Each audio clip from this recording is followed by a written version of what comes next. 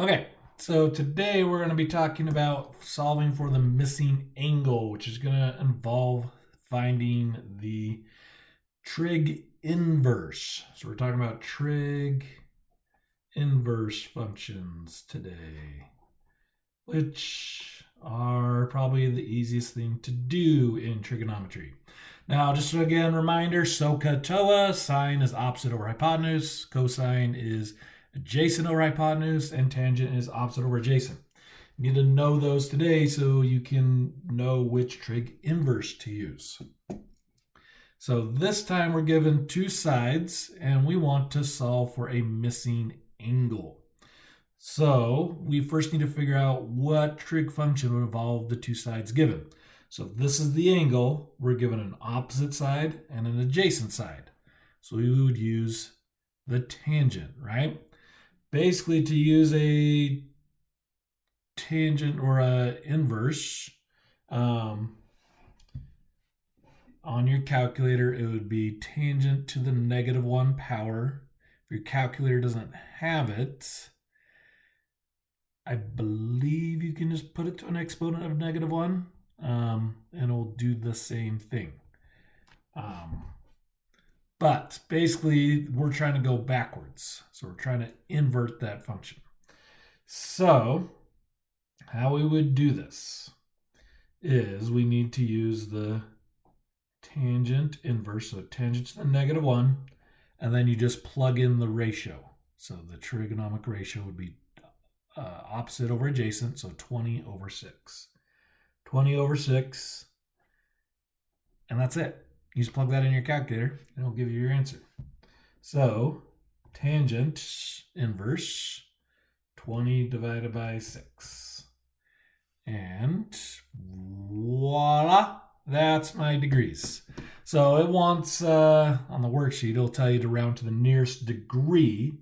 So this would be closest to 73 degrees. So the question mark, and I can say the question mark right there, is equal to 73 degrees. Okay, let's try another one. It's too tough for you guys, I'm sure. You guys are just dying over there. Oh, too much work. Gotta plug stuff into your calculator. All right, so here's a question mark. The sides in question to it, we've got the adjacent side and we've got the hypotenuse. So that is a cosine, right? So set up, it would be cosine inverse of the ratio, which is adjacent over hypotenuse, so 26 over 40 should equal my question mark, or the measure of the angle there.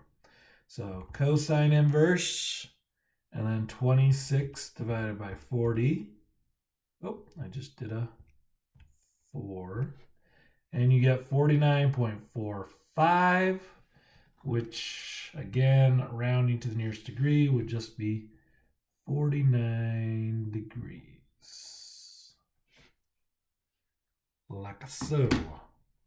Okay, and let's do one last one. So this time, we have a missing angle and all three sides. So at this point, with these types of problems, we can basically say dealer's choice.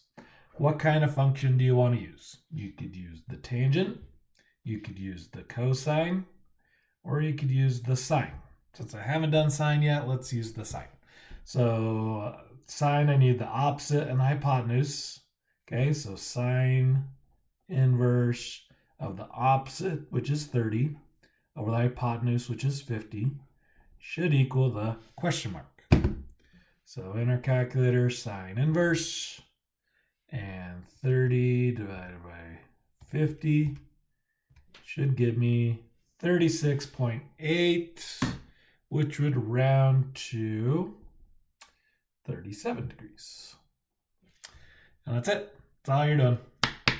Okay, so if you have any questions, again, don't hesitate to contact us. This is a very short video because it's a kind of short assignment. Anyway, miss you guys. Drop us a line. Say hello.